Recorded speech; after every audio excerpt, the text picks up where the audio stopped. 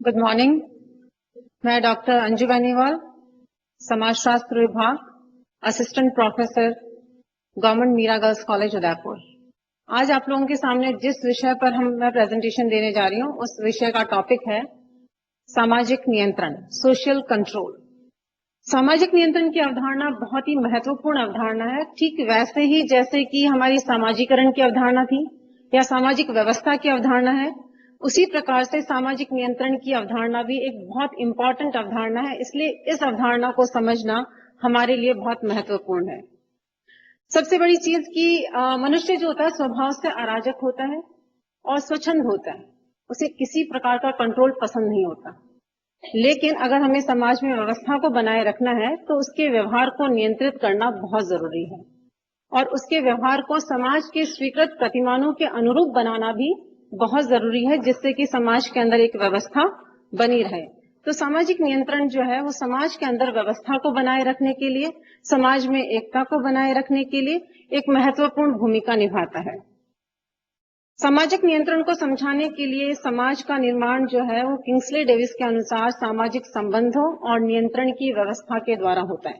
सामाजिक संबंध, जैसा कि आप लोगों ने फर्स्ट ईयर के फर्स्ट पेपर में इंट्रोडक्टरी पार्ट में पढ़ा होगा कि मैकाइवर और पेज ने कहा था कि समाजशास्त्र क्या है?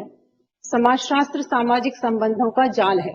तो सोशल रिलेशन, सामाजिक संबंध जो है वो बहुत ही महत्वपूर्ण होते हैं और उन संबंधों का निर्माण करने के लिए नियंत्रण की व्यवस्था का होना भी बहुत जरूरी है। अगर नियंत्रण नहीं होगा तो सामाजिक संबंध नहीं बन सकते और सामाजिक संबंध नहीं होंगे तो वहां पर नियंत्रण जो है वो स्थापित नहीं हो सकता। तो दोनों शब्द जो है वो एक दूसरे के बिना अधूरे हैं और दोनों के बिना समाज के अंदर व्यवस्था की स्थापना नहीं की जा सकती। इसलिए समाज के अंदर व्यवस्था को बनाए रखने के लिए सामाजिक नियंत्रण का होना बहुत जरूरी है।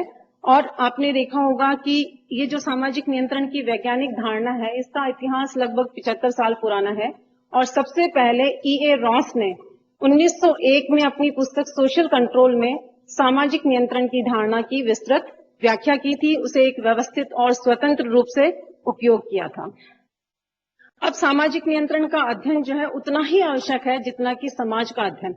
हम लोग कहते हैं कि समाजशास्त्र में हम समाज का अध्ययन करते हैं, समाज के अध्ययन के साथ साथ सामाजिक नियंत्रण का अध्ययन करना भी जरूरी होता है। इसलिए हम आज के अपने इस विषय के अंदर सामाजिक नियंत्रण का महत्व क्या है वो देखेंगे, सामाजिक नियंत्रण के प्रकार क्या है, सामाजिक नियंत्रण के अंदर जिन अभिकरणों और साधनों का महत्वपूर्ण उपयोग होता है उनके बारे में जानकारी प्राप्त करेंगे और उसके बाद विभिन्न समाजशास्त्रियों ने सामाजिक नियंत्रण के जो सिद्धांत दिए हैं उन सिद्धांतों के बारे में जानकारी प्राप्त करेंगे। सोशल कंट्रोल की जॉयसी मेयर की एक डेफिनेशन जो है बहुत ही सटीक है, जो कि सामाजिक नियंत्रण को समझाने में महत्वपूर्ण भूमिका अदा करती है। और इन्होंने कहा था कि if you don't learn to control your thoughts you will never learn how to control your behaviour. अगर आप अपने विचारों को कंट्रोल नहीं कर सकते तो आप अपने व्यवहार को कंट्रोल नहीं कर सकते। सबसे पहले सामाजिक नियंत्रण के लिए जरूरी है कि आप अपने विचारों को कंट्रोल करें, उसके बाद आपके व्यवहार जो है वो ऑटोमेटिक ही कंट्रोल होना शुरू हो जाते हैं।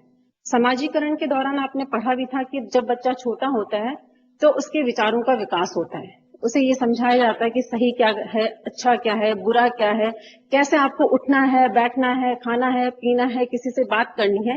तो ये विचार कहीं ना कहीं उसके मस्तिष्क में जाते हैं और उन विचारों से उसका बिहेवियर का निर्माण होता है। तो सोशल कंट्रोल जो होता है बेसिकली हमारे सोशल थॉट्स से डेवलप होता है और वो सोशल थॉट्स हमारे सोशल बिहेवियर को कंट्रोल करते हैं। E.A. रॉस, एडवर्ड रॉस, जिसकी मैंने अभी बात की थी, जिन्होंने बताया था कि समाजशास्त्र जो होता है उसके अंदर समाज का निर्माण सामाजिक संबंधों और नियंत्रण की व्यवस्था द्वारा होता है। तो इन्होंने अपनी पुस्तक सोशल कंट्रोल में 1901 में एक डेफिनेशन दी थी। ये परिभाषा बहुत महत्वपूर्ण है कि सामाजिक नियंत्रण का तात्पर्य उन सभी शक्तियों से है जिनके द्वारा समुदाय व्यक्ति को अपने अनुरूप बनाता है। व्यक्ति जिस भी समुदाय में रहता है, जिस भी समाज में रहता है, उस समाज के, उस समुदाय के कुछ नियम कानून कायदे होते हैं और ये सामाजिक नियंत्रण के द्वारा उन नियम कानून कायदों को व्यक्ति को सिखाया जाता है कि वो उनको कैसे फॉलो करे। यानी सामाजिक नियंत्रण व्यक्ति को एक सामाजिक प्राणी बनाने का कार्य करता है। इसके बाद मैकाइवर और पेज की एक फेमस बुक है सोसाइटी एंड इंट्रोडक्टरी एनालिसिस। इस बुक में उन्होंने जो डेफिनेशन दी सामाजिक नियंत्रण की, जो परिभाषा दी है, उसके अनुसार सामाजिक नियंत्रण का अर्थ उस ढंग से है जिससे कि संपूर्ण सामाजिक व्यवस्था में एकता बनी रहती है तथा जिसके द्वारा व्यवस्था परिवर्तनशील संतुलन के रूप में कार्य करती है। उनका कहना था कि समाज जो है, ऐसा नहीं होता कि उसमें चेंजेस नहीं होते, उसमें परिवर्तन नहीं होते, लेकिन इंपॉर्टेंट चीज ये है कि परिवर्तनशील समाज के अंदर व्यक्ति के व्यवहार को इस प्रकार से नियंत्रित किया जाता है कि समाज में संतुलन बना रहे। तो हमारा बेसिक मोटो जो होता है, उद्देश्य जो होता है सामाजिक नियंत्रण का, वो समाज के अंदर व्यवस्था, संगठन और एकता को बनाए रखना होता है। अब हमने अपने फर्स्ट पार्ट के अंदर सामाजिक नियंत्रण की महत्व को, सामाजिक नियंत्रण की जो परिभाषाएं थी या सामाजिक नियंत्रण का जो अर्थ था, उसको पढ़ा। और अब हम जानना चाहेंगे कि सामाजिक नियंत्रण का महत्व क्या है, उसकी आवश्यकता क्यों महसूस हुई, क्यों हमें लगा कि हमारे समाज के अंदर सामाजिक नियंत्रण होना चाहिए। तो इसके अंदर सबसे पहला जो पॉइंट है कि ये हम बहुत अच्छे से जानते हैं कि सामाजिक नियंत्रण का महत्व जो होता है वो सभी समय, काल और परिस्थितियों में रहा है। कोई भी समाज ऐसा नहीं होगा जिसके अंदर की सामाजिक नियंत्रण हमें देखने को ना मिला हो। प्लेटो ने कहा था कि समाज की समृद्धि के लिए सामाजिक नियंत्रण आवश्यक है। अरस्तु ने कहा था कि नागरिकों की भावनाओं में समानता को बनाए रखने के लिए सामाजिक नियंत्रण आवश्यक है। तो सामाजिक नियंत्रण का महत्व जो है उसको हम नकार नहीं सकते, और समाज में जिस तेजी से परिवर्तन हो रहे हैं उसके बाद इस नियंत्रण की आवश्यकता और ज्यादा महसूस होती है। आप लोग खुद भी देखते हैं, जब रोड पर चलते हैं तो जिस तरह से ट्रैफिक जो होता है वो हैफाजत हो जाता है, लोग आपस में गाली गलौज करने लगते हैं, मारपीट करने लगते हैं। तो आपको एक बार को लगता है कि ट्रैफिक पुलिसमैन होता तो शायद चीजें कंट्रोल्ड होती। तो उस कंडीशन में हमें लगता है कि सामाजिक नियंत्रण जो होता है वो हर जगह पर, चाहे घर हो, परिवार हो, समाज हो, राष्ट्र हो, सब जगह सामाजिक नियंत्रण का महत्व जो हमें दिखाई पड़ता है। इसके महत्व में सबसे पहला जो पॉइंट है वो है सामाजिक संगठन का स्थायित्व। सामाजिक संगठन द्वारा हम लोग सामाजिक संगठन को स्थायी बनाने के लिए बहुत जरूरी है कि जो सामाजिक संगठन के सदस्य हैं उनके व्यवहारों को नियंत्रित किया जाए। समाज में बहुत सारे संगठन होते हैं जो कि समूहों के द्वारा, व्यक्तियों के द्वारा जिनका निर्माण होता है, और इसके अंदर व्यक्तियों को मनमाने ढंग से कार्य करने से रोका जाता है। और इसके साथ साथ वो अपनी इच्छा अनुसार उसमें कोई परिवर्तन भी नहीं कर सकते। आप चाहें कि मैं समाज को एक दिन में बदल दूं, इट्स नॉट पॉसिबल। किसी एक व्यक्ति के चाहने से कुछ भी परिवर्तन नहीं होता है। किसी एक व्यक्ति को अगर फ्री छोड़ दिया जाए और वो समाज में अव्यवस्था फैलाने लगे तो सामाजिक नियंत्रण के द्वारा उसके व्यवहार को नियंत्रित किया जाता है। तो सामाजिक संगठन के अंदर व्यक्ति की स्वतंत्रता को निरोधित करके उसे उसके व्यवहार करने के तरीके बताए जाते हैं, कुछ नियम कानून बताए जाते हैं, जिससे समाज के अंदर उसके संगठन की अनिश्चितता जो होती है वो कम हो जाती है और स्थायित्व बढ़ जाता है। जैसे ही व्यवहार नियंत्रित हुए, आपकी इच्छाओं पे, आपकी मन मर्जी पे कंट्रोल लगा दिया गया, वैसे ही हमारे सामने ये अनिश्चितता खत्म हो जाएगी कि अब इस संगठन का क्या होगा। तो उस कंडीशन में हम ये मानकर चलेंगे कि सामाजिक नियंत्रण का किसी भी सामाजिक संगठन के स्थायित्व में बहुत महत्वपूर्ण भूमिका होती है। दूसरा है सामाजिक सुरक्षा। अगर आप शांति से आज जी रहे हैं, चल रहे हैं, सरवाइव कर रहे हैं, अपने विचारों की अभिव्यक्ति कर रहे हैं, तो उसके पीछे एक रीजन है लॉज, जो कानून बने गए हैं, जो हमारे व्यवहार को नियंत्रित करने के लिए सरकार द्वारा कानून बनाए गए, या जो हमारे परंपरागत समाजों के अंदर रीति रिवाज, प्रथाओं, परंपराओं के द्वारा हमारे व्यवहारों को नियंत्रित किया गया, या जो हमें बचपन से सिखाया गया कि हमारा व्यवहार कैसा होना चाहिए। ये सब चीजों ने हमें सामाजिक सुरक्षा प्रदान की है। ये सामाजिक सुरक्षा शारीरिक भी हो सकती है, मानसिक भी हो सकती है। आज आप बहुत इजीली मार्केट में मूव कर जाते हैं, किसी दूसरे स्थान पर भी बिना सोचे समझे मूव कर जाते हैं, बिना किसी भय के, क्योंकि आपको मालूम है कि अगर कुछ भी गलत हुआ तो उसके लिए कानून बना है। तो वो सुरक्षा की जो भावना है वो सामाजिक नियंत्रण के कारण ही आई है। नेक्स्ट है परंपराओं की रक्षा। सामाजिक नियंत्रण के द्वारा हमारी परंपराओं की भी रक्षा की जाती है। हम मानते हैं कि बेसिकली परंपराएं होती क्या है?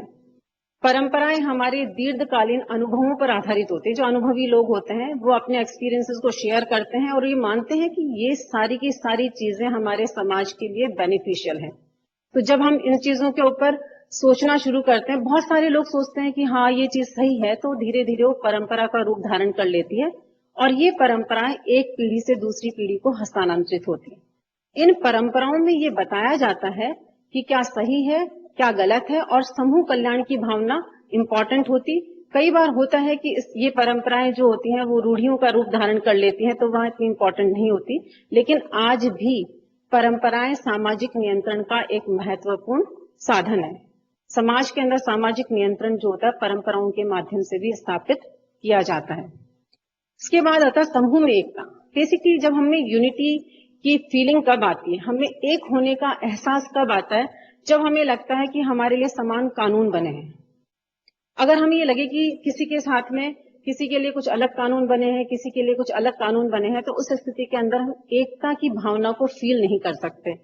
तो एकता बेसिकली हमारे व्यवहारों, दृष्टिकोणों, मनोवृत्तियों में समानता को प्रदर्शित करती है। और जब समान कानून होता है तो समान कानून या समान नियमों से समान दृष्टिकोण का विकास होता है और वो समान दृष्टिकोण समूह में एकता का निर्माण करता है। तो कोई भी ग्रुप के अंदर यूनिटी सिर्फ इसलिए है क्योंकि वहां पर नियंत्रण के साधन सभी के लिए बराबर हैं, नियम कानून कायदे सबके लिए बराबर बने हुए हैं, इसलिए समूह में एकता का विकास सामाजिक नियंत्रण के द्वारा होता है। लास्ट है व्यक्तिगत व्यवहार पर नियंत्रण। इसके अलावा भी सामाजिक नियंत्रण के बहुत सारे महत्व हैं, लेकिन ये कुछ इंपॉर्टेंट महत्व थे जिनको मैं यहाँ बात कर रही थी। जब मैंने बात की कि सामाजिक नियंत्रण के अंतर्गत समाज के अंदर व्यवहार करने के कुछ निर्धारित व्यवहार प्रतिमान होते हैं। आपसे अपेक्षा की जाती है कि आपका व्यवहार किस परिस्थिति में कैसा होना चाहिए और ये आपको सिखाया जाता है। तो ये कहीं ना कहीं हमारे व्यक्तिगत व्यवहार को भी नियंत्रित करता है। इसके अंदर मुझे लैंडिस की एक जो कोट है वो याद आती है कि नियंत्रण के कारण ही मनुष्य मानव है। Man is human because of social control. अगर ये कंट्रोल नहीं होता तो मनुष्य पशु के समान होता, वो मानव नहीं होता, एक सोशल बीइंग नहीं बन पाता। इस कंट्रोल के कारण ही वो ये सीखता है कि समाज के अंदर व्यवस्था को बनाए रखने के लिए उसके व्यवहार कैसे होने चाहिए और उन व्यवहारों को नियमित करने के लिए उसको किस तरह से अपने व्यवहार को रेगुलेट करना है, नियंत्रित करना है। तो सामाजिक नियंत्रण के द्वारा न केवल समूह के व्यवहार को नियंत्रित किया जाता है बल्कि व्यक्ति के व्यवहार को भी नियंत्रित किया जाता है। अतः इस स्लाइड में हम लोगों ने देखा कि सामाजिक नियंत्रण के जो महत्व हैं, जैसे सामाजिक संगठन में स्थायित्व, सामाजिक सुरक्षा, परंपराओं की रक्षा, समूह में एकता और व्यक्तिगत व्यवहार पर नियंत्रण, ये सारे के सारे सामाजिक नियंत्रण के महत्व को दर्शाते हैं। अब हम आते हैं कि सामाजिक नियंत्रण के प्रकार। देखिए, सामाजिक नियंत्रण जो होता है, हमने कहा कि समय, काल और परिस्थितियों के अनुसार अलग अलग प्रकार का होता है। तो सामाजिक नियंत्रण के अलग अलग समाजशास्त्रियों ने अलग अलग प्रकार बताए। सबसे पहले हम कुले के अनुसार सामाजिक नियंत्रण के जो प्रकार हैं उसको देखेंगे। कुले ने सामाजिक नियंत्रण को दो भागों में विभाजित किया, एक चेतन सामाजिक नियंत्रण और दूसरा अचेतन सामाजिक नियंत्रण। चेतन सामाजिक नियंत्रण जो होता है वो एक आधुनिक समाज की विशेषता ज्यादा है। वैसे ग्रामीण समाज में भी चेतन सामाजिक नियंत्रण देखने को मिलता है, लेकिन हम आधुनिक समाज के अंदर चेतन सामाजिक नियंत्रण ज्यादा देखते हैं। और इसका तात्पर्य यह है कि व्यक्ति जब व्यवहार करता है तो वो अपने व्यवहार के प्रति सचेत होता है, जागरूक होता है कि जो व्यवहार कर रहा है कहीं गलत तो नहीं कर रहा, सही कर रहा है या गलत कर रहा है, इस चीज की जानकारी उसे होती है। यानी जो व्यवहार वो कर रहा है उसके प्रति वो जागरूक होकर उस व्यवहार को संपादित करता है, उसे सही और गलत का अनुमान उसके अंदर होता है और कोशिश करता है कि उसके व्यवहार में कोई गलती ना हो, किसी प्रकार की त्रुटि ना हो। इस प्रकार का जो नियंत्रण है वो नगरों और महानगरों में ज्यादा देखने को मिलता है। और दूसरा होता है अपना अचेतन सामाजिक नियंत्रण। जब समाज के सदस्य समाजीकरण के द्वारा मूल्यों, आदर्शों, प्रथाओं, परंपराओं, रीति रिवाजों इनको आत्मसात करते हैं तो वो उसके व्यक्तित्व का एक हिस्सा बन जाते हैं, उसकी पर्सनैलिटी का एक पार्ट बन जाते हैं और धीरे धीरे वो उसके व्यवहार को नियंत्रित करना शुरू कर देते हैं। देखिए, जब आप सुबह उठते हैं और सुबह उठते ही आपको लगता है कि नहाना है, तुलसी जी को जल चढ़ाना, सूर्य को अर्घ देना है, उसके बाद पूजा करनी है, ये धीरे धीरे आपके हिस्सा बन जाता है, आपके बिहेवियर का एक पार्ट बन जाता है, आपकी एक पर्सनैलिटी का पार्ट बन जाता है। और जिस दिन आप ऐसा नहीं करते, उस दिन आपको लगता है कि समथिंग इज मिसिंग, आज शायद हमने कुछ नहीं किया। तो ये चीजें जब हमारे व्यवहार का हिस्सा बन जाती है, हमारे व्यक्तित्व का हिस्सा बन जाती है, तो ये हमारे व्यवहार को नियंत्रित करना ऑटोमेटिक शुरू कर देती है। देखिए, बाहरी कोई दबाव नहीं है, ये हमारे आंतरिक रूप से एक सामाजिक नियंत्रण की प्रक्रिया होती है। अचेतन रूप से हमारा व्यवहार जो होता है वो नियंत्रित होना प्रारंभ हो जाता है। और इसका प्रभाव हमारे मस्तिष्क पे सबसे ज्यादा पड़ता है। जैसे सबसे पहले जो डेफिनेशन आपको मैंने दी थी, उसके अंदर मैंने आपको बताया था कि if you don't know how to control your thoughts, you will not control your behaviour. तो ये होता है कि आपके थॉट्स आपने कैसे कंट्रोल करने शुरू किए। अचेतन सामाजिक नियंत्रण के द्वारा आपने अपने थॉट्स को बताना शुरू किया कि आपका व्यवहार ऐसा होना चाहिए और उसके अकॉर्डिंग समाज के अंदर व्यवस्था बनी रहेगी अगर आपका व्यवहार वैसा होता है। जैसे सड़क पर बाएं चलना, कार चलाना, खाना खाना, टीचर के आने पे खड़ा हो जाना। और आप एक बहुत अच्छा सा एग्जाम्पल दूंगी, आप इससे नकारेंगे नहीं इस बात को, कि जब आप कॉलेज आते हैं या कहीं और जाते हैं, रास्ते में आपको कहीं कोई मंदिर दिखता है, तो सबसे पहला काम आप लोग क्या करते हैं? भगवान जी को प्रणाम करते हैं, सर झुकाते हैं। ये अचेतन रूप से होता है, अनकॉन्शियसली आप ऐसा करते हैं। आप सोच समझकर ऐसा नहीं करते, क्योंकि आपको बचपन से ऐसा सिखाया गया कि जहां भी हमें भगवान दिखे हमें अपना सर झुकाना है। ऑटोमेटिक झुक जाता है। मैं भी जब घर से रवाना होती, नीचे मंदिर है हमारे, ऑटोमेटिक हम उनको प्रणाम करते हैं। तो ये अचेतन रूप से हमारे व्यवहार का हिस्सा होता है और हम इसको फॉलो करते हैं। एक बार जब आप कार चलाना सीख जाते हैं तो आपको बार बार बताने की जरूरत नहीं होती कि स्टीयरिंग कहाँ है, गियर कहाँ, ब्रेक कहाँ है। ऑटोमेटिक रेगुलेट होती हैं चीजें। तो ये कहीं ना कहीं हमारे व्यक्तित्व का हिस्सा बन जाता है और फिर हम अचेतन रूप से उसको फॉलो करना शुरू कर देते हैं। नेक्स्ट जो है वो है मानहिम। मानहिम ने अपनी पुस्तक मैन एंड सोसाइटी के अंदर सामाजिक नियंत्रण के 2 प्रकार बताए थे, प्रत्यक्ष सामाजिक नियंत्रण और अप्रत्यक्ष सामाजिक नियंत्रण। प्रत्यक्ष सामाजिक नियंत्रण से तात्पर्य यह है कि व्यक्ति के व्यवहार को सबसे ज्यादा वो लोग प्रभावित करते हैं जो कि डायरेक्टली उसके साथ जुड़े होते हैं, जो प्रत्यक्ष रूप से उससे जुड़े होते हैं, जो उसके निकट संबंधी होते हैं, जैसे माता पिता, पड़ोस, मित्र मंडली, ये उसके निकट संबंधी होते हैं, जो एक तरह से उसके बिल्कुल डायरेक्टली उसके कांटेक्ट में होते हैं। तो ये उसके बिहेवियर को सबसे ज्यादा रेगुलेट करते हैं। और रेगुलेट करने के बहुत सारे तरीके हैं। आलोचना करना, प्रशंसा करना, सामाजिक बहिष्कार करना। और ये परिवार, पड़ोस, ये सारे के सारे हमारे प्राथमिक समूह हैं जो कि हमारे व्यवहार को नियंत्रित करते हैं। जब आप अपने घर में कुछ गलत काम करते हैं, किसी से गाली गलौज करते हैं, मारपीट करते हैं, तो पेरेंट्स आपको समझाते हैं कि आपका बिहेवियर गलत है, आपको ऐसा नहीं करना है। समझाने के बाद भी अगर आप नहीं मानते तो दूसरा स्टेप होता है, थोड़ा सा और तेज डांटते हैं, और उसके बाद का स्टेप तो आप लोगों को पता ही होगा। तो ये एक ट्रेनिंग होती है आपके बिहेवियर को रेगुलेट करने की, यानी प्रत्यक्ष रूप से परिवार के सदस्यों द्वारा, आपके मित्रों द्वारा और आपके पड़ोसियों द्वारा। पड़ोसी ने अगर आपको कहीं मार्केट में इधर उधर घूमते देख लिया कॉलेज आवर्स के अंदर, तो जाते ही घर पे शिकायत कर देगा और फिर उसके बाद पेरेंट्स आपकी क्लास ले लेंगे, आपसे पूछ लेंगे कहाँ घूम रहे थे। This is also the way to regulate the behaviour. उन्होंने आपके बिहेवियर को रेगुलेट करने में महत्वपूर्ण भूमिका निभाई। तो कहीं ना कहीं डायरेक्ट जो कंट्रोल होता है वो हमारे निकट के संबंधियों द्वारा लगाया जाता है। उसके बाद आता है अप्रत्यक्ष सामाजिक नियंत्रण। अप्रत्यक्ष सामाजिक नियंत्रण जो होता है विभिन्न संगठनों और संस्थाओं द्वारा लगाया जाता है। हम अपनी विभिन्न आवश्यकताओं के लिए विभिन्न संस्थाओं का निर्माण करते हैं और ये संस्थाएं जो होती हैं वो कुछ नियमों के अनुसार कार्य करती हैं, चाहे वो एजुकेशनल इंस्टीट्यूशन हो, कोई कॉर्पोरेट वर्ल्ड हो, कोई ऑफिस हो, वहां के सबके अपने नियम कानून कायदे होते हैं और आपको उन नियम कानून कायदों को फॉलो करना पड़ता है, जिससे कि उस जगह पर तो बैलेंस बना ही रहता है, नियंत्रण बना ही रहता है, व्यवस्था बनी ही रहती है, उसके साथ साथ समाज में भी व्यवस्था बनी रहती है। तो एक विशेष प्रकार का व्यवहार करने के लिए इन संगठनों द्वारा, संस्थाओं द्वारा आपको बाध्य किया जाता है, प्रेशराइज किया जाता है। प्रेशराइज इसलिए यूज कर रही हूँ वर्ड क्योंकि जैसा मैंने इनिशियल में बोला था कि मनुष्य जो है बाय नेचर स्वच्छंद प्राणी है, उसको किसी प्रकार का कंट्रोल पसंद नहीं है। किसी भी बच्चे को कंट्रोल पसंद नहीं होगा, किसी भी ह्यूमन बीइंग को कंट्रोल पसंद नहीं होगा, लेकिन कंट्रोल क्यों किया जाता है? ताकि समाज के अंदर व्यवस्था बनी रहे। उस व्यवस्था को बनाए रखने के लिए जब हम परंपरागत तरीकों को यूज में नहीं लेते तो हम नियम कानून कायदों का सहारा लेते हैं, और उन नियम कानून कायदों के अंदर एक बहुत इंपॉर्टेंट चीज होती है, वो होता है दंड, भय। उस दंड का डर जो होता है कि आपको पनिशमेंट मिलेगी, अगर आपने किसी भी नियम कानून कायदे की अवहेलना की तो आपको दंड मिलेगा।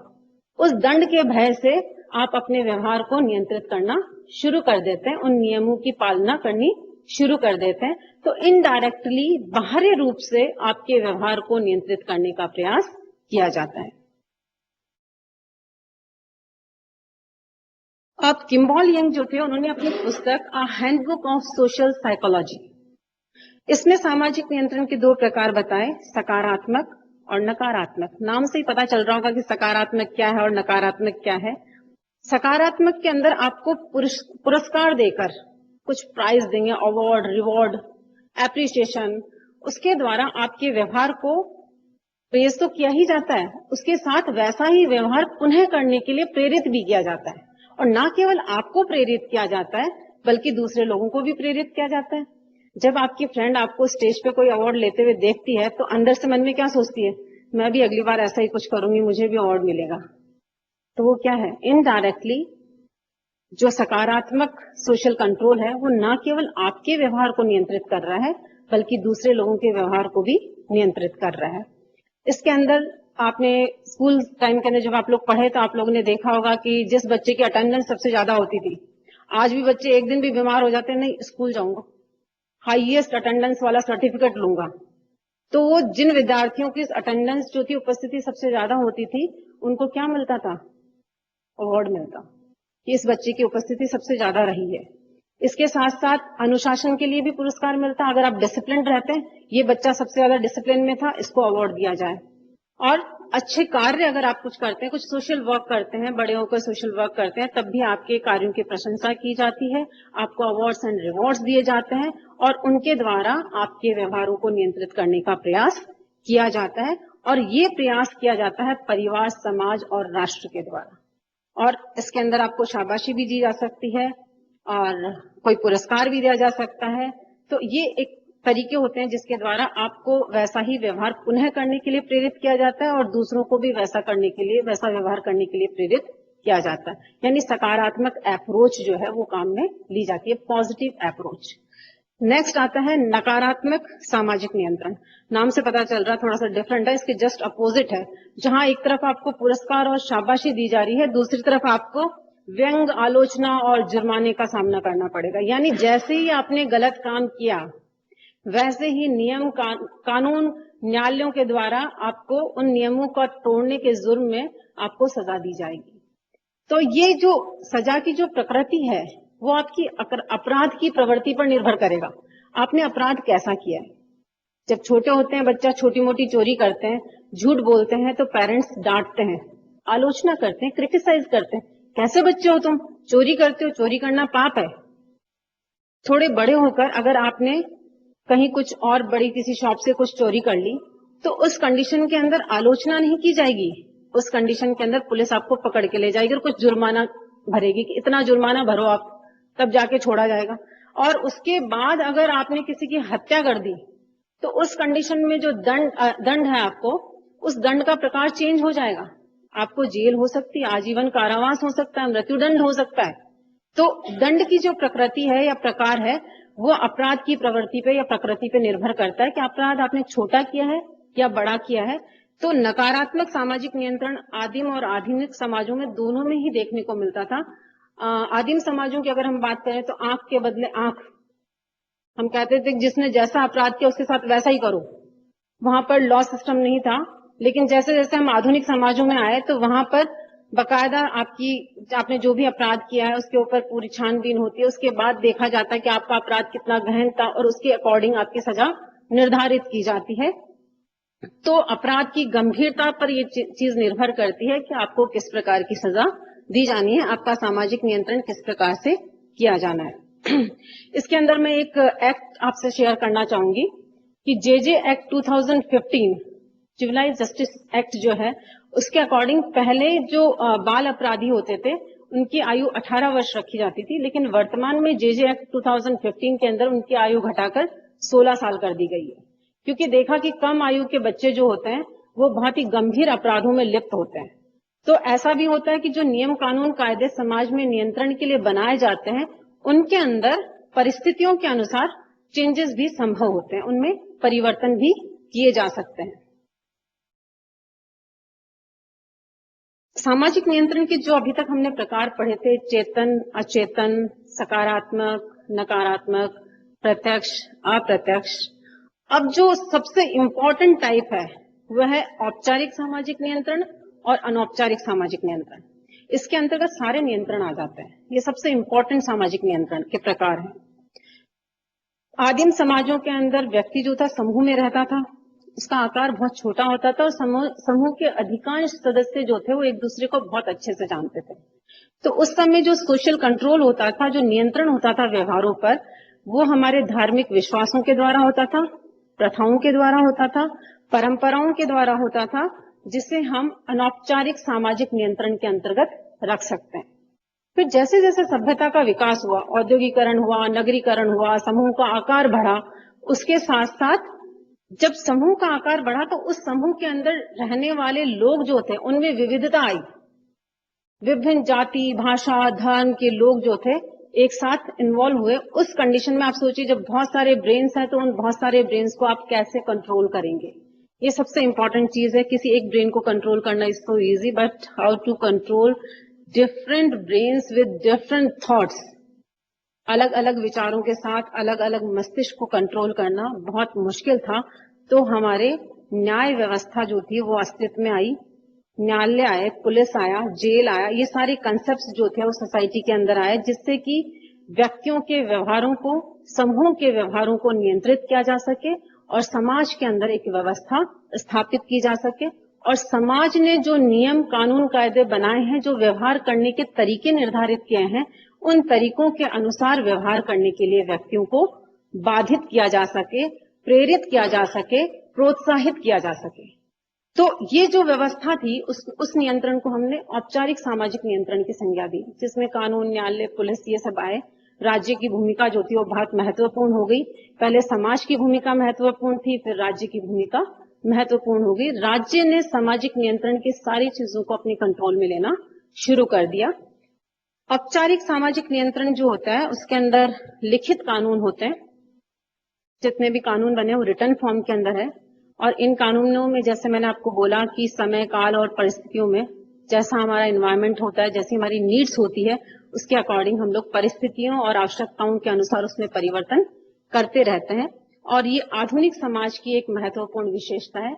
इसमें बाह्यता होती है, बाध्यता होती है। यानी इस प्रकार का नियंत्रण आपके अंदर से नहीं होता। You just don't want to control your behaviour, क्योंकि करना है इसलिए कंट्रोल कर रहे हैं। आपके ऊपर प्रेशर है कि आपका व्यवहार ऐसा होना चाहिए, आप नहीं चाहते लेकिन आपको वैसा व्यवहार करना है। आप लोग इस क्लास में बैठे रहना नहीं चाहते, लेकिन मजबूरी है, बैठना है। कॉलेज के अंदर जब बच्चा आता है, जब ये होता है कि 75% अटेंडेंस कंपलसरी है, तो बच्चे कॉलेजेस के अंदर आते हैं, बाध्य किया जाता है। नियम बना है 75% अटेंडेंस नहीं होगी तो आप प्राइवेट स्टूडेंट के रूप में काउंट कर लिए जाओगे। तो उस कंडीशन के अंदर क्या होगा, आपके व्यवहार को रेगुलेट करने के लिए नॉर्म्स बना दिए, 75 अटेंडेंस होनी कंपलसरी कर दी गई। तो ये तरीके होते हैं आपके व्यवहारों को नियंत्रित करने के लिए। इसके अंदर आधुनिक समाज में इस तरह के नियम कानून कायदे ज्यादा होते हैं, क्योंकि इसकी स्थापना जो थी वो राज्य या औपचारिक संगठनों द्वारा की जाती है। जितने भी औपचारिक संगठन है, मैंने कहा कॉर्पोरेट वर्ल्ड है, ऑफिसेज हैं, विभिन्न प्रतिष्ठान हैं, उनके अपने कानून कायदे, नियमावली होती है, रूल्स रेगुलेशंस होते हैं, और जिसकी वो एक्सपेक्ट करते हैं कि सारे के सारे सदस्य उसको फॉलो करें। और ये जटिल समाजों की एक विशेषता होती है। मैंने कहा था कि बाह्यता बाहरी रूप से होता है और व्यक्ति को व्यवहार करने के लिए बाध्य किया जाता है, और इसका निर्माण जो होता है वो योजनाबद्ध ढंग से होता है। किसी भी नियम कानून को हम ऐसे ही नहीं बना लेते कि हमारी इच्छा हो रही थी कि हम ये नियम बना लें। उसके लिए पूरी प्लानिंग की जाती है, उसकी आवश्यकता और महत्व को समझा जाता है, उसके बाद ही किसी नियम या कानून की स्थापना की जाती है। अनौपचारिक सामाजिक नियंत्रण जो है वो आदिम समाजों की एक विशेषता है, जिसके अंदर हमारे प्रथाएं, परंपराएं, लोकाचार आती हैं। इसमें ऑल्सन जो था उसने अनौपचारिक सामाजिक नियंत्रण के लिए एक वर्ड यूज किया था, आत्मनियंत्रण, सेल्फ कंट्रोल। जब तक आप सेल्फ को कंट्रोल नहीं करते तब तक आप समाज के अंदर कंट्रोल की बात नहीं कर सकते। एक व्यक्ति अगर अपने व्यवहार को कंट्रोल कर लेता है तो समाज में धीरे धीरे नियंत्रण स्थापित होना शुरू हो जाता है, क्योंकि हर व्यक्ति इंडिविजुअल है और अपने इंडिविजुअल के लिए रिस्पॉन्सिबल है। तो इस कंडीशन के अंदर उन्होंने कहा कि आत्मनियंत्रण बहुत आवश्यक है, सेल्फ कंट्रोल बहुत जरूरी है। सेल्फ कंट्रोल के द्वारा हम सामाजिक नियंत्रण को प्रोत्साहित करते हैं। और ये औपचारिक सामाजिक नियंत्रण की तुलना में अनौपचारिक सामाजिक नियंत्रण जो होते हैं वो अधिक प्रभावशाली होते हैं। Kingsley Davis E.A. रॉस ने कहा था कि अनौपचारिक सामाजिक नियंत्रण जो है वो औपचारिक सामाजिक नियंत्रण की अपेक्षा ज्यादा महत्वपूर्ण होते हैं, ज्यादा इफेक्टिव होते हैं, क्योंकि इसमें समूह कल्याण की भावना होती है। ये देखा जाता है कि इस प्रकार के नियंत्रण इसलिए स्थापित किए जाते हैं क्योंकि इसमें एक इंडिविजुअल वेलफेयर की बात नहीं हो रही है, इसमें सोशल वेलफेयर की बात हो रही है। तो एक समूह कल्याण तभी स्थापित हो सकता है जबकि समूह के सभी व्यक्ति समाज के द्वारा स्वीकृत व्यवहार प्रतिमानों के अनुसार आचरण करें। और ये मौखिक होता है, लिखित में आपको प्रथाएं, परंपराएं, रीति रिवाज नहीं मिलेंगे। ये मौखिक होते हैं, एक पीढ़ी से दूसरी पीढ़ी को मौखिक रूप से स्थानांतरित किए जाते हैं।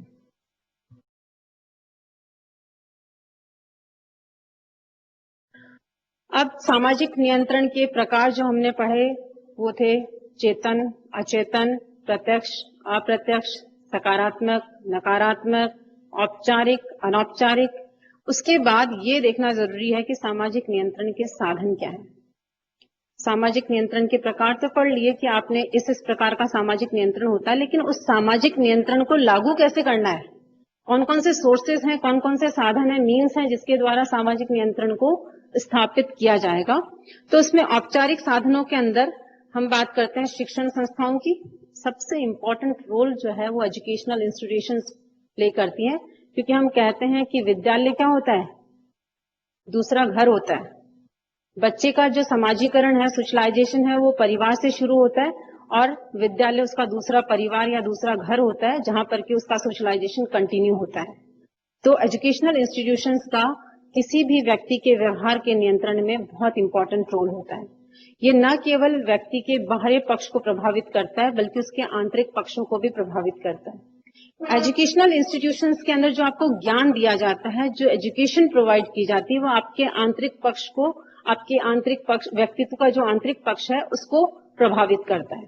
आपको ये बताया जाता है कि आप मॉरल जो बिहेवियर है वो आपका कैसा होना चाहिए, आपके मॉरल थॉट्स डेवलप किए जाते हैं। नैतिकता की जो धारणा है वो आपके अंदर विकसित किया जाता है, नैतिक विचारों को आपके अंदर जागृत किया जाता है कि आपका व्यवहार जो है वो किस प्रकार से नैतिक होना चाहिए। ये हमारे नॉलेज के बिना पॉसिबल नहीं है, ज्ञान के बिना पॉसिबल नहीं है, और ये ज्ञान हमें किससे मिलता है, एजुकेशनल इंस्टीट्यूशन से। दूसरी चीज होती है नियम, क्योंकि आप जिस एजुकेशनल इंस्टीट्यूशन में पढ़ रहे हैं उसमें कुछ नियम भी हैं, रूल्स रेगुलेशंस भी हैं। आई टोल्ड यू कि ये रूल है कि 75% अटेंडेंस होनी चाहिए। तो नियम जो होते हैं वो भी बहुत महत्वपूर्ण भूमिका निभाते हैं। इन नियमों के द्वारा उस व्यक्ति के व्यक्तित्व का जो बाहरी पक्ष है वो प्रभावित होता है, वो डिसिप्लिन्ड लाइफ जीना शुरू करता है। आप जब कॉलेज में आते हैं तो आपको बताया जाता है कि आपको क्लास में कैसे बैठना है, टीचर से कैसे बात करनी है, स्टूडेंट से कैसे बात करनी है, आपका ड्यूरिंग क्लास बिहेवियर कैसा होना चाहिए, आफ्टर क्लास कैंपस में आपका बिहेवियर कैसा होना चाहिए। तो ये सब चीजें आपने क्या सीखा इसके द्वारा, एक डिसिप्लिन सीखा कि अनुशासन कैसे मेंटेन किया जाता है। तो ये हमारे व्यक्तित्व के बाह्य पक्ष को प्रभावित करता है। इसके साथ साथ आप जब पढ़ते हैं तो आप दो चीजें सीखते हैं, एक तो आप तर्क करना सीखते हैं और दूसरा आपके विवेक में वृद्धि होती है। आप हर चीज को लॉजिकली जानने की कोशिश करते हैं, साथ साथ आपके नॉलेज में भी इंप्रूवमेंट होता है। आपको ये पता होता है कि जब आप इस तरह का व्यवहार करेंगे तो उसके परिणाम क्या होंगे, तो आप कभी भी गलत व्यवहार नहीं करेंगे, क्योंकि आपको गलत व्यवहार के परिणामों के बारे में जानकारी होती है। तो कहीं ना कहीं educational institutions directly and indirectly आपके बिहेवियर को कंट्रोल करते हैं। उसके बाद है कानून। कानून बेसिकली राज्य का ही एक पार्ट है। राज्य ने अपने जो नियम थे उनको कानूनों के द्वारा इम्प्लीमेंट किया है और राज्य की वर्तमान आवश्यकताओं के अनुरूप जो है कानून बनाए जाते हैं। मैंने कहा था जैसी परिस्थितियां होती हैं, जैसी आवश्यकताएं होती हैं, उसके अकॉर्डिंग कानून बनते हैं, उनमें अमेंडमेंट्स होते हैं, नए कानून भी बनते हैं, उनमें पुराने कानूनों में परिवर्तन भी होता है और व्यवहार के नियमों को स्पष्ट रूप देने के अंदर कानून का महत्व बहुत ज्यादा होता है कि आपका व्यवहार कैसा होना, बिल्कुल क्लियर कट है। ऐसा नहीं चलेगा कि आपसे कहा गया कि आपका व्यवहार ऐसा होना चाहिए तो आप उसके थोड़ा थोड़ा नियर बाय बिहेवियर कर लेते हैं और बाकी छोड़ देते हैं कि कोई इश्यू नहीं है। क्योंकि जब हम प्रथाओं परंपराओं की बात करते हैं तो वहां अगर हम काफी चीजों को छोड़ भी देते हैं तो ये मान लिया जाता है if you want to follow follow, otherwise no need. लेकिन कानून को आपको फॉलो करना पड़ता है। रेड लाइट होने पर आपको रुकना है मतलब रुकना है, ग्रीन लाइट होने पर आपको मूव करना है मतलब मूव करना है। उस नियम के अंदर कोई परिवर्तन नहीं हो सकता। और जटिल समाजों के अंदर या आधुनिक समाजों के अंदर कानून सामाजिक नियंत्रण का प्रमुख साधन होता है। तो रॉस ने कानून को मोस्ट स्पेशलाइज्ड और फिनिश्ड कहा था कि ये सबसे विशेषीकृत और पूर्ण साधन है। इससे ज्यादा स्पेशलाइज्ड कुछ नहीं हो सकता, जहां पर हर चीज क्लियर कट है। आपके किस प्रकार के बिहेवियर के लिए किस प्रकार का दंड की व्यवस्था है, ये कानून के अंदर उसका बिल्कुल क्लियर कट डेफिनेशन दी गई है, उसको समझाया गया है। किसी प्रकार का कोई कॉम्प्लिकेशंस नहीं है कि आप कहें नहीं मुझे पता नहीं था कि अगर मैं ये कार्य करूंगा तो मुझे क्या दंड मिलेगा। ये सब चीजें क्लियर कट उसमें स्पेशलाइज्ड बताई गई है। थर्ड है राज्य, स्टेट। वर्तमान जो जटिल समाज है उनके अंदर राज्य सामाजिक नियंत्रण का एक महत्वपूर्ण अभिकरण है, एक एजेंसी है जिसके द्वारा सामाजिक व्यवहार को नियंत्रित किया जाता है। औद्योगिकरण, नगरीकरण ने व्यक्तिवाद को बहुत ज्यादा प्रोत्साहित किया या व्यक्तिवाद को पनपाने में बहुत इंपॉर्टेंट रोल दिया।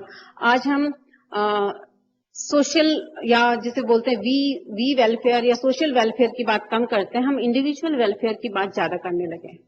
हम अपने आप को सिर्फ एक व्यक्तिवादी अप्रोच के साथ में ज्यादा देखने लगे हैं। तो राज्य एक ऐसी सत्ता होती है जिसके पास दंड भी होता है और शक्ति भी होती है, पावर है, और अगर आप कुछ गलत करते हैं तो उस गलत के एवज में आपको दंड देने की कैपेसिटी भी राज्य के पास में होती है।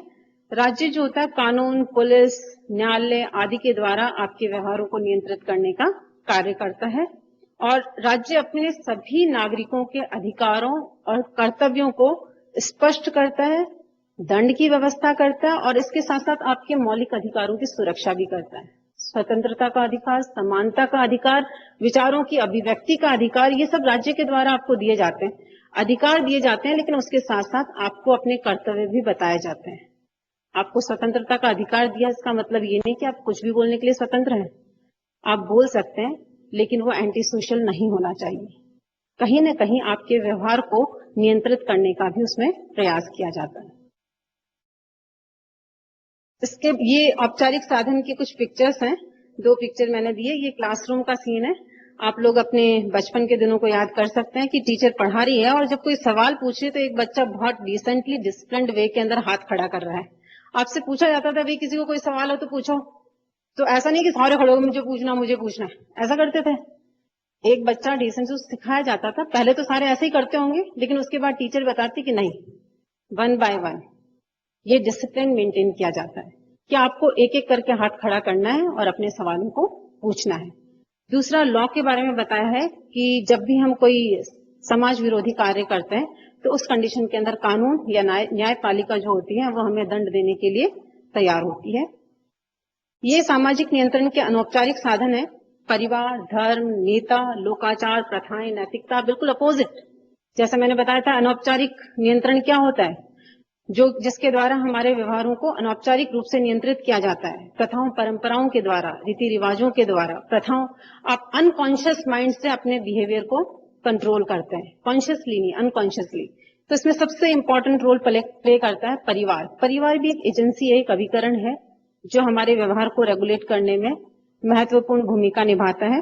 ये प्राइमरी ग्रुप है और इस ग्रुप के अंदर हमें सिखाया जाता है कि हमारी संस्कृति की रक्षा कैसे करनी है, हमारा व्यवहार जो है वो किस प्रकार का होगा, और आलोचना के द्वारा, तिरस्कार के द्वारा, प्रेम के द्वारा, स्नेह के द्वारा आपको एक अच्छा नागरिक बनने की शिक्षा दी जाती है। और ये जो तरीके काम में लिए जाते हैं, प्रेम, स्नेह, आलोचना, तिरस्कार, ये सब आपके बिहेवियर को कंट्रोल करने के तरीके होते हैं, जिसके द्वारा आपको ये बताया जाता है कि अब आपका व्यवहार गलत हो रहा है, अब आपका व्यवहार सही हो रहा है, ताकि आप एक अच्छे नागरिक बनकर सामाजिक व्यवस्था को बनाए रखने में अपना योगदान दे सके। इसके बाद आता धर्म। धर्म के अंदर, धर्म प्रारंभिक काल से ही हमारे व्यवहारों को नियंत्रित करने का महत्वपूर्ण साधन रहा है। प्राचीन समय में जब मनुष्य जंगलों में रहता था, उसने धीरे धीरे नदी, नालों, पेड़, पत्थर सबको पूजना शुरू किया। बादलों का गरजना, बिजली का कड़कना, सबके पीछे लगता था कोई अलौकिक शक्ति है जो ये कार्य कर रही है, और उस भय के कारण उस अलौकिक शक्ति को उसने पूजना शुरू किया।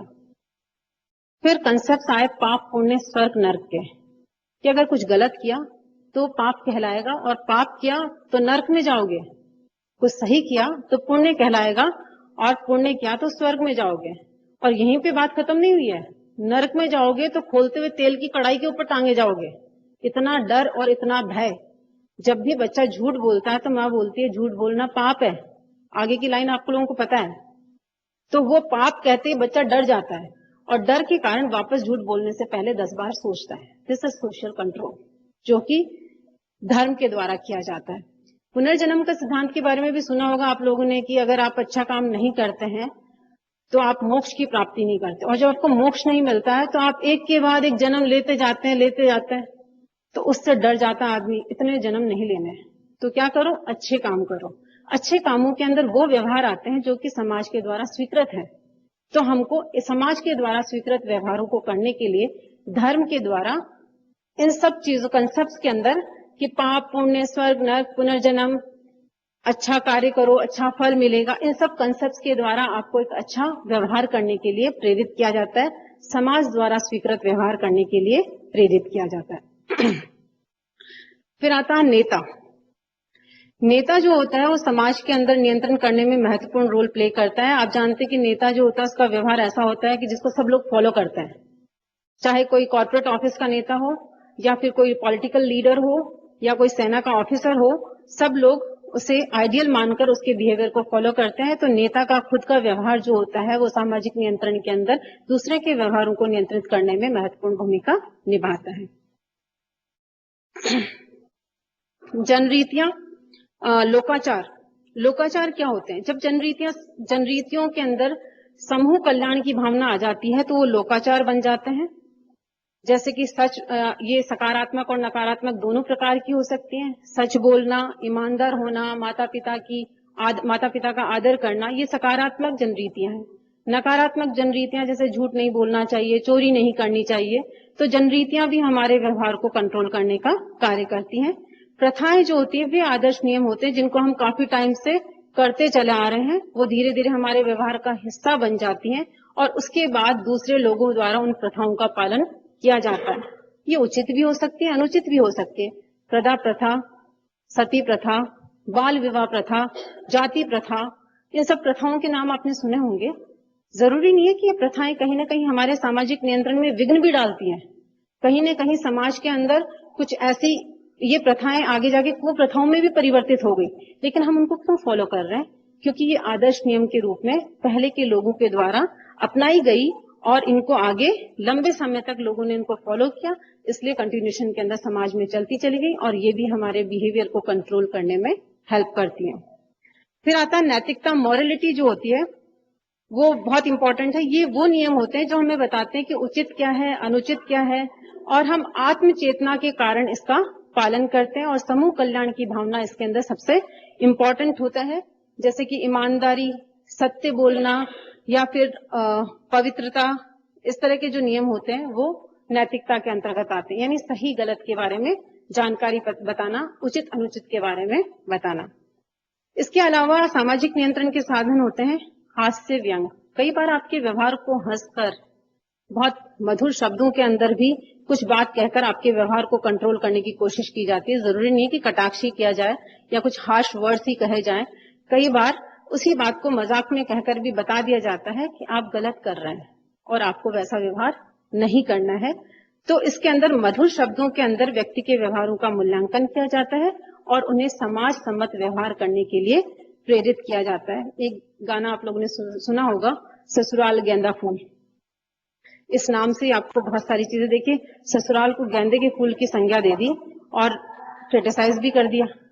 तो ये एक तरीका होता है कि आप कैसे चीज को बताना चाह रहे हैं, लेकिन उसके लिए कोई हार्श वर्ड्स आपको यूज करने की जरूरत नहीं है। आप किसी दूसरे तरीके से भी आप उसके व्यवहार को कंट्रोल कर सकते हैं। मजाक करके भी, किसी ह्यूमर के द्वारा भी आप उसको बिहेवियर को कंट्रोल कर सकते हैं। पब्लिक ओपिनियन बहुत इंपॉर्टेंट रोल प्ले करता है बिहेवियर को कंट्रोल करने में। पब्लिक ओपिनियन का मतलब हुआ किसी भी विषय या समस्या पर जनता की राय। आप देखिए, कुछ भी समाज में घटित होता है तो हम पब्लिक ओपिनियन मांगते हैं। कोई भी नियम बनाया जाता है तो पब्लिक ओपिनियन ली जाती है, जनता की राय ली जाती है, किसी एक व्यक्ति की राय नहीं ली जाती, समूह की राय ली जाती है। और जब किसी एक बात पर पूरा समूह एग्री होता है तो उसे एक नियम के रूप में, कानून के रूप में स्थापित कर दिया जाता है और वो समूह के लिए व्यवहार करने योग्य व्यवहार बन जाता है, यानी उसको फिर लोग फॉलो करने लगते हैं। तो जनमत जो होता है वो बहुत इंपॉर्टेंट रोल प्ले करता है। और जो ग्रामीण या आदिम समाज होते हैं उसमें प्रशंसा और निंदा के द्वारा व्यक्तिगत व्यवहारों पर नियंत्रण रखा जाता है। पुरस्कार और दंड ये बताने की जरूरत नहीं, पहले भी मैंने आप लोगों को बता दिया था कि दोनों चीजें ऐसी हैं जो कि जिसमें सकारात्मक और नकारात्मक की हमने बात की थी कि पुरस्कार देकर भी आपके व्यवहार को नियंत्रित किया जा सकता है, और अगर आप पुरस्कार से नहीं मानते हैं, कुछ ऐसा काम कर देते हैं जिसके लिए आपको दंड दिया जाए, तो वहां दंड देकर भी आपके व्यवहार को नियंत्रित किया जाता है। तो पुरस्कार और दंड जो है वो दोनों ही सामाजिक नियंत्रण में महत्वपूर्ण भूमिका निभाते हैं। इसके बाद है प्रचार, प्रोपेगेंडा।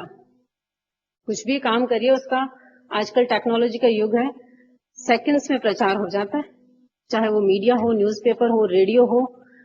प्रचार के बहुत सारे साधन है, ट्विटर है, फेसबुक है, व्हाट्सएप है, सबके द्वारा आप उन सब चीजों को सेकंड्स के अंदर प्रचारित कर सकते हैं। और आप देखिए फिर उसके बाद ट्विटर पे कमेंट्स आने शुरू करेंगे, फेसबुक पे कमेंट्स आने शुरू करेंगे। कई बार नेता, राजनेता ऐसे कमेंट्स कर देते हैं कि उसके बाद उनको जिस तरह से वो उसका जो रिएक्शन होता है उसके बाद उन्हें अपने कमेंट्स पे बैक आना पड़ता है कि नहीं, हमने ऐसा कुछ नहीं कहा था। तो this is all about the प्रचार, प्रोपेगेंडा। बहुत टेक्नोलॉजिकली हम लोग एडवांस हो चुके हैं, तो इसके द्वारा हमारे व्यवहारों को नियंत्रित किया जाता है। कोई भी व्यक्ति बोलने से पहले सोचता है कि मैंने बोल दिया, उसके बाद क्या होगा।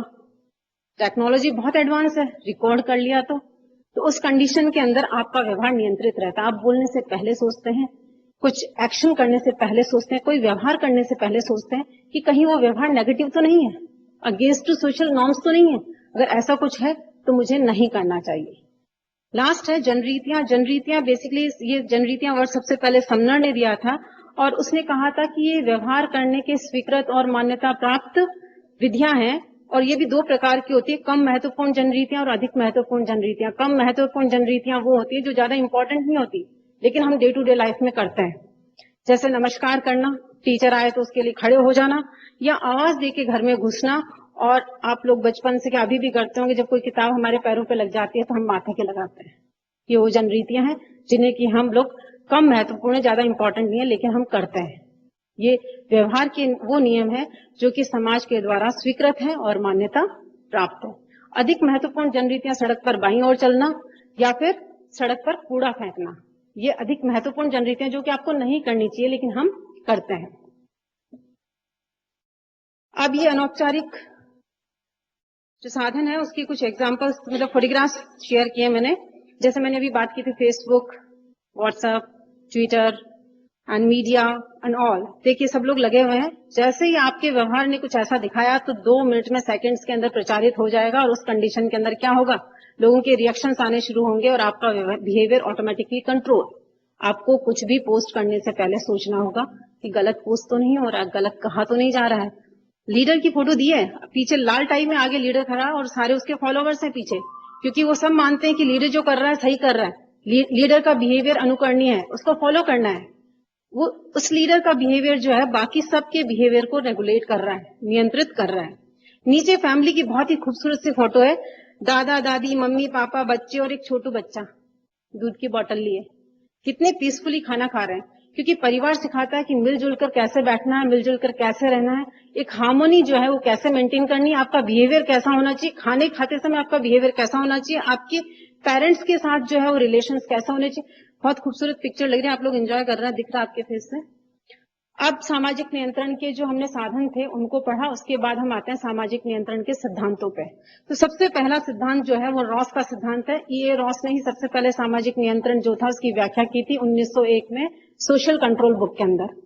इसने बताया कि विश्वास जो होते हैं वो सामाजिक नियंत्रण में सबसे महत्वपूर्ण योगदान देते हैं। देखिए, भरोसा बहुत इंपॉर्टेंट चीज है। उसने बताया कि विश्वास के द्वारा समाज के अंदर सामाजिक नियंत्रण स्थापित किया जाता है और विश्वास जो होते हैं बहुत ही महत्वपूर्ण होते हैं। इसी के आधार पर उसने समाज को दो भागों में विभाजित किया, प्राकृतिक समाज और वर्गों में बटा हुआ समाज। प्राकृतिक समाज वो था जहां पर कि मनुष्य की नैसर्गिक व्यवहार पर किसी प्रकार का कोई नियंत्रण नहीं था। व्यक्ति जैसा चाहता वैसा व्यवहार कर सकता है, उसकी ओरिजिनलिटी जो है वो मेंटेन रहती है। दूसरा समाज वो होता है जिसमें कि समाज को दो वर्गों में बांट दिया। एक तो वो वर्ग जो कि शक्तिशाली वर्ग है और दूसरा उससे छोटा वर्ग जो शक्तिशाली नहीं है। तो जो शक्तिशाली वर्ग है या जो साधन संपन्न वर्ग है वो ये विश्वास करता है कि मैं अपने साधनों के द्वारा जो छोटा वर्ग है उसको उसके व्यवहार को नियंत्रित कर सकता हूं और इससे मेरी शक्ति बढ़ जाएगी, मैं और ज्यादा पावरफुल हो जाऊंगा। और जो छोटा वर्ग है उसका विश्वास ये है कि अगर मैं बड़े वर्ग के नियंत्रण में रहता हूं तो मेरी आवश्यकताओं की पूर्ति हो जाएगी। आप लोगों ने जजमानी व्यवस्था तो पढ़ी होगी। जजमानी व्यवस्था में क्या होता था कि उच्च जातियां जो थी निम्न जातियां उच्च जातियों की सेवा करती थी और उच्च जातियां निम्न जातियों के आर्थिक जो सुरक्षा जो थी वो प्रदान करती थी। सेम चीज वो शायद यही कहना चाह रहे थे कि जो साधन संपन्न वर्ग है उनका विश्वास ये है कि अगर वो निम्न वर्ग जो है, छोटे वर्ग जो है, उनको साधन प्रोवाइड करवाते हैं, उनकी मदद करते हैं, उन पे नियंत्रण करते हैं, कंट्रोल करते हैं, तो वो और ज्यादा पावरफुल हो जाएंगे। और जो छोटे वर्ग वो ये मान रहे हैं कि हम उनके नियंत्रण में रहेंगे तो हमारी आवश्यकताएं पूर्ति। सारा ऑल अबाउट विश्वास। ये विश्वास जो होता है उससे बहुत सारी भावनाओं का विकास होता है। सहानुभूति की भावना, न्याय की भावना, सामाजिकता की भावना, और यही सारी भावनाएं जो होती हैं ऑटोमेटिकली क्या करती हैं, सोशल कंट्रोल करती है, सामाजिक नियंत्रण करती है। तो राज्य का सामाजिक नियंत्रण में एक महत्वपूर्ण साधन अवश्य होता है, लेकिन विश्वासों का महत्व जो होता है वो राज्य से भी ज्यादा होता है। तो उनका ये कहना था कि सामाजिक नियंत्रण के अंदर विश्वास जो है वो सबसे महत्वपूर्ण भूमिका निभाते हैं। उसके बाद आता है हमारा कुले का सिद्धांत। कुले ने अपनी पुस्तक human nature and the social order के अंदर सामाजिक नियंत्रण की धारणा, प्रकृति और साधनों पर प्रकाश डाला था और उसने एक जनरल थ्योरी दी थी, general theory of social control. उसमें उसने बताया कि समाज चाहे छोटा हो, बड़ा हो, सभ्य हो, आदिम हो, सभी समाजों के अंदर सामाजिक नियंत्रण जो होता है वो सर्वव्यापी होता है, जरूर पाया जाता है। कोई समाज ऐसा नहीं होगा, आप प्राचीन काल से देखेंगे तो हर समाज के अंदर सामाजिक नियंत्रण आपको देखने को मिलेगा। तो सामाजिक नियंत्रण सभी समाजों की एक विशेषता है और इस सिद्धांत को स्पष्ट करने के लिए उन्होंने सामाजिक सहभागिता, आत्म का विकास और सामाजिकरण, इन तीन शब्दों को विशेष महत्व दिया। उसने बताया कि प्रत्येक व्यक्ति की प्राथमिक आवश्यकता क्या होती है, आत्म का विकास। अगर आपने थ्योरी पढ़ी होगी कुले की, लुकिंग ग्लास सेल्फ थ्योरी, कि समाज जो होता है व्यक्ति के लिए दर्पण की तरह कार्य करता है और वो उस दर्पण के अंदर जो देखता है वही फील करता है कि व्हाट आई एम, जो उसने देखा वो मैं हूं। यानी लोग आपके बारे में क्या सोच रहे हैं, आप वैसा ही अपने आप को फील करते हैं। तो उस आत्म का विकास जो होता है सभी व्यक्ति की प्राथमिक आवश्यकता होती है और इस आत्म के विकास के लिए वो व्यक्ति क्या करता है, समूह के कार्यों में हिस्सेदारी करता है, सामाजिक सहभागिता निभाता है।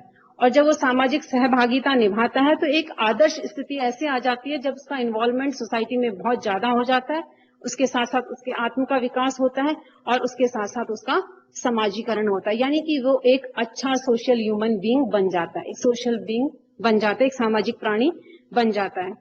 तो कुले ने कहा कि सामाजिक नियंत्रण के द्वारा सामाजिक सहभागिता और समाजीकरण के अवसरों में वृद्धि होती है और समूह जो होता है वो सामाजिक, प्राथमिक समूह जो होता है वो सामाजिक नियंत्रण का प्रमुख आधार होता है। अब प्राथमिक समूह में कौन कौन से आते हैं, परिवार, पड़ोस, मित्र मंडली, ये हमारे प्राथमिक समूह है।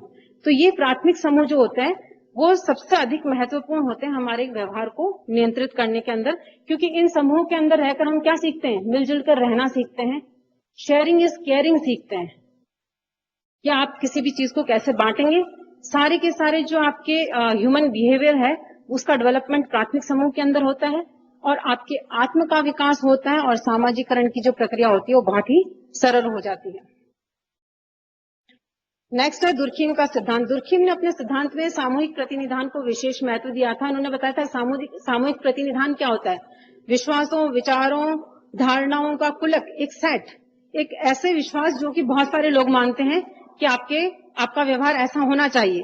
इन सामूहिक प्रतिनिधान के द्वारा समूह के अधिकांश सदस्य मानते हैं कि आपका व्यवहार समाज के द्वारा स्वीकृत व्यवहार प्रतिमानों के अनुरूप होना चाहिए और उसमें समूह कल्याण की भावना जो होती है सर्वोपरि होती है। तो व्यक्ति उस स्थिति में जब सामूहिक प्रतिनिधान होता है, उनकी निजी भावना जो होती है स्वार्थ की, वो धीरे धीरे दुर्बल होने लगती है और समूह कल्याण की भावना के अंदर वृद्धि होने लगती है। तो हम कह सकते हैं कि जैसे सामूहिक प्रतिनिधान प्रभावशाली होगा, जैसे ग्रुप ऑफ पीपल के थॉट्स प्रभावशाली होंगे, वैसे वैसे समाज में संगठन बनता जाएगा। लास्ट सामाजिक नियंत्रण का सिद्धांत है, दैट इज पार्सन्स का सिद्धांत। पार्सन ने बताया था कि इनकी जो डेफिनेशन है बहुत ही इंपॉर्टेंट डेफिनेशन है कि विपथगामी प्रवृत्तियों की कली को फूल बनने से पहले ही कुचल देना सामाजिक नियंत्रण है। ये विपथगामी प्रवृत्तियों की कली क्या है? विपथगामी, अपने पथ से हटकर कार्य करना। जो व्यक्ति अपने पथ से हटकर कार्य कर रहा है उसकी वो कली है, वो जैसे ही फूल बनी, यानी कि वो व्यवहार जैसे ही ज्यादा बड़ा बना उससे पहले उसको खत्म कर दो। समाज विरोधी व्यवहार इससे पहले कि समाज में अव्यवस्था पैदा कर दे, उसे खत्म कर दो। तो इसने कहा कि सामाजिक नियंत्रण का सबसे महत्वपूर्ण कार्य क्या होता है? व्यक्ति के व्यवहारों को नियंत्रित करना, व्यक्ति के समाज विरोधी व्यवहारों को खत्म करना। और इसके द्वारा इसके अंदर सामाजिक संस्थाएं जो होती हैं वो महत्वपूर्ण रोल प्ले करती हैं, क्योंकि सामाजिक संस्थाओं के अंदर नियम बनाए जाते हैं और उन नियमों को पालन जो होता है व्यक्ति करता है ताकि उसका व्यवहार नियंत्रित रह सके। इसमें एक कंसेप्ट उसने और दिया था, इसने सामाजिक नियंत्रण की उद्देश्यों, साधनों और प्रक्रियाओं को भी समझाया था। एक विधि और बताई थी नियंत्रण की, द्वितीयक प्रतिरक्षा, सेकेंडरी डिफेंस। इसमें समाज विरोधी अगर कोई व्यक्ति कार्य कर रहा है तो उसको विपरीत दिशा में मोड़ देना। आप जेल में जाते हैं, आप नहीं जाते, कोई भी व्यक्ति अगर अपराध करता है जेल में जाता है तो उसके चक्की पिसवाते हैं ना, चक्की पिसिंग। चक्की पिसवाने का मतलब क्या है कि उसकी जो शारीरिक शक्ति है उसके अंदर जो फिजिकल पावर है, क्योंकि उसने क्राइम किया है, that means he is physically powered person. तो उस कंडीशन में उस फिजिकल पावर को किस सेंस में यूज कर रहे हैं? श्रम के रूप में उस पावर को यूज किया जा रहा है। उसकी जो विरोधी कार्य है उसको एक विपरीत दिशा में मोड़ दिया जा रहा है। और जब ये सामाजिक संस्थाएं व्यक्तियों के व्यवहारों को नियंत्रित करने में सफल नहीं होती है, उस स्थिति में द्वितीयक साधनों का उपयोग किया जाता है। वो द्वितीयक साधन जो होते हैं पृथक्करण हो सकते हैं, विरोध हो सकता है, संघर्ष हो सकता है, दंड हो सकता है, जिसके द्वारा कि व्यक्तियों के व्यवहारों को नियंत्रित किया जाता है। इसमें आप देखिए पिक्चर से साफ क्लियर हो रहा है कि जब मनुष्य जो होता है उसकी आवश्यकताएं होती हैं, अपनी आवश्यकताओं की पूर्ति के लिए वो पारस्परिक क्रिया करता है और जब ये क्रियाओं को समाज द्वारा मान्यता प्राप्त हो जाती है तो वो सामाजिक संस्था का रूप धारण कर लेती है। और अगर सामाजिक संस्था प्रभावपूर्ण ढंग से कार्य करती है तो समाज संगठित हो जाता है। और अगर सामाजिक संस्था यानी कि नियम जो होते हैं, व्यवहार के जो नियम होते हैं, उनका प्रभाव कम हो जाता है तो समाज विकसित हो जाता है। साफ साफ नीचे लिखा, आप पढ़ लीजिए कि सामाजिक संस्थाएं जो होती हैं सामाजिक नियंत्रण का आधार होती हैं और इनको प्रभावपूर्ण बनाए रखना सामाजिक नियंत्रण का प्रमुख उद्देश्य होता है। धन्यवाद। This is all about my social control. अब आप लोगों के सामने एक छोटा सा वीडियो है, I hope you all will enjoy. इसमें आप देखेंगे कि अगर समाज में नियंत्रण नहीं हो तो उस कंडीशन में समाज की स्थिति क्या होगी।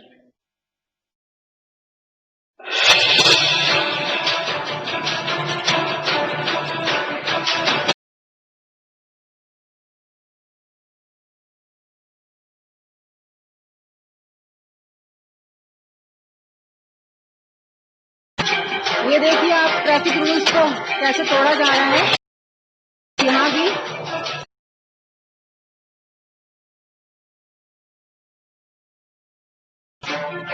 अभी हमने कहा था कि कचरा सड़क होना चाहिए।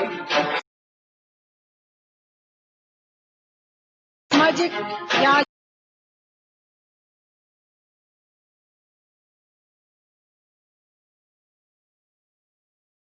ये विपथगामी प्रवृत्ति जैसे रॉबरी, लूटमार,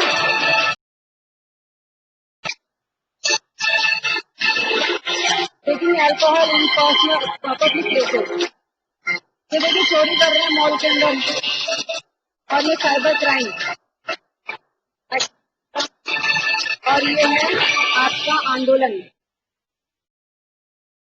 जो कि समाज के अंदर व्यवस्था को खत्म करने का काम कर रहा है और यह है एग्रेशन। परिवार जिस एग्रेशन को खत्म करने में सबसे महत्वपूर्ण भूमिका निभाता है, लेकिन जब परिवार की भूमिका क्षीण हो जाती है तो ये होता है दिस इज ऑनर किलिंग। जो हमारी प्रथाएं परंपराएं हैं, सामाजिक बहिष्कार की जब हम बात करते हैं, this is all about honour killing.